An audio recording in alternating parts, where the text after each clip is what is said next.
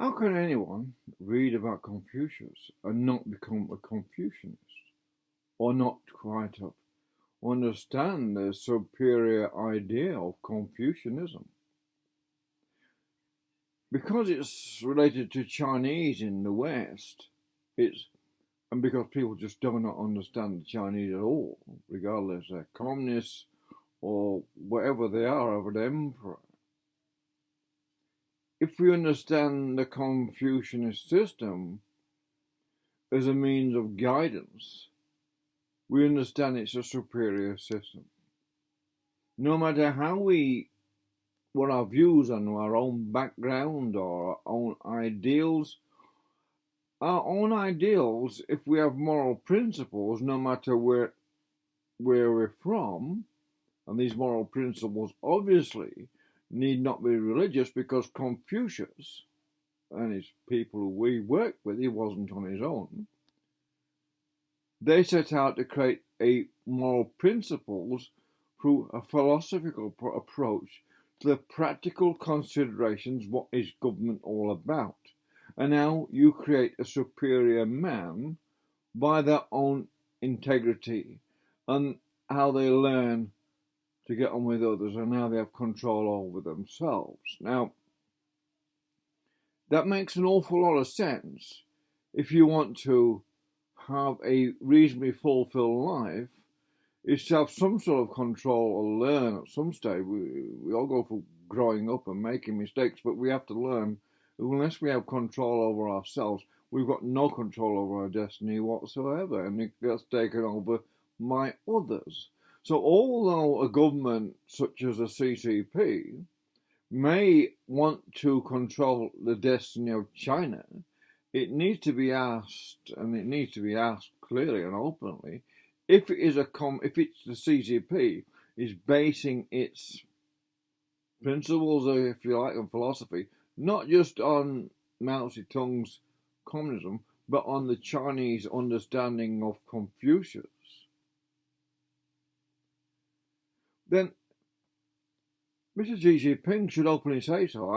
He should openly speak to the people of the world.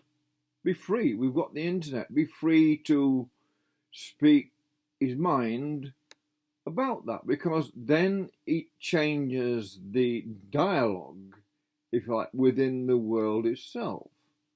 Because there's nothing wrong. The more I read, and I've got a book about Confucianism in front of me called the Encyclopedia Britannica, and it tells you about, they taught moral self-cultivation and social and political order through moral efforts. Now, that may go against the trend in many Western places where decadence rules.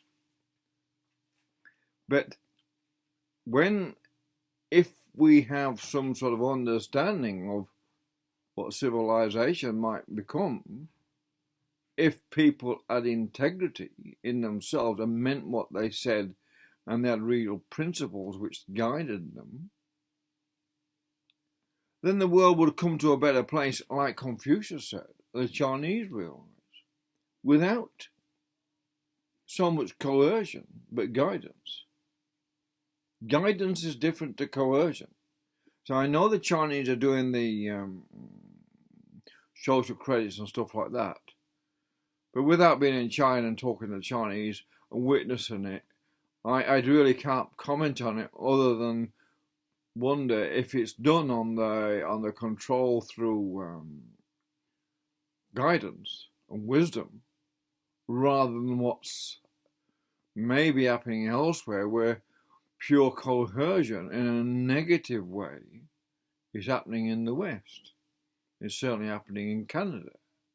And therefore, regardless of the antipathy created in the West, in the media, and what towards China, that is a very funny attitude to have in a world where, on one hand, they've promoted in the West multiculturalism,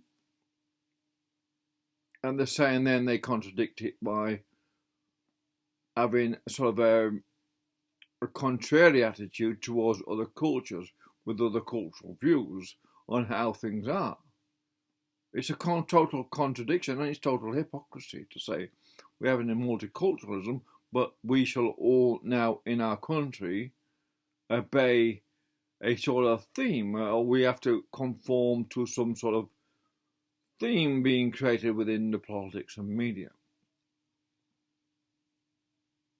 So this is just a comment on, because we last say in the last couple of years in Australia where I live,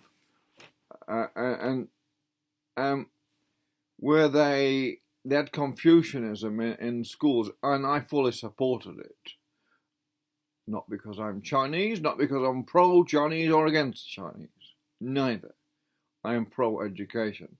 I'm pro-order in society. I'm pro for creating superior men and women through their own efforts, their own obligations to behave in ways that do not cost society, through gaining a better health mentally and physically, then becomes, if you like, the golden economy. Because wherever the economy is, having a healthy mind and having a healthy body ought to be the very, very basis of all economies. What is capital gain if the great loss is into the humanity's ill health? There's no capital gain. There's some profit.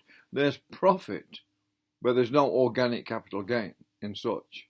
There's profit in currency and accounts. They grow, but the actual loss to society is in the massive cost of ill health, and mental and physically, to society itself. It suffers itself through its own lack of self-regulation. Now, I spent a year in China, and not everyone's perfect there, of course, but I was rather impressed when I saw very old men smoking cigarettes, walking like crazy up very steep hills with a little bag of food in his hand with his wife, and he walked past me like he was nothing. It could have been puffing a steam train. I saw a 78-year-old man doing handstands in the public bars. They have public exercise areas in China. I saw 78-year-old men doing handstands on that. And I thought, wow. And it said only something. It says something about people with that much spirit in themselves. What causes that spirit? Whether they're Chinese or not, they're all humans after all. Just happen to be born into being Chinese. There's no difference otherwise than any other human. It all depends on your potential and your guidance and your own self-integrity, what you become of yourself. It should not be through negative coercion, but as I maybe suspect, and I may be wrong, in China, through positive persuasion. And that's the difference. Because if you're positively persuaded to behave in ways so you don't get drunk as much, don't commit as much crime, or cut down on all the things what may make you ill, or end up in jail, or cause you to be mentally ill, or break down on your family, you're creating a better system without any coercion, just by using the beautiful system of Confucianism, maybe translated these days into a version of communism under the present day's situation that the Chinese find themselves in after having the communist system disrupted through the influx of people who said get into property values, etc. But that's for another story. But Confucianism, who cannot be one? If you read what Confucius is, it's like who can't be a Buddhist in some ways. If you read what Buddha said, or a Taoist, if you read what Lao Tzu said, who can't?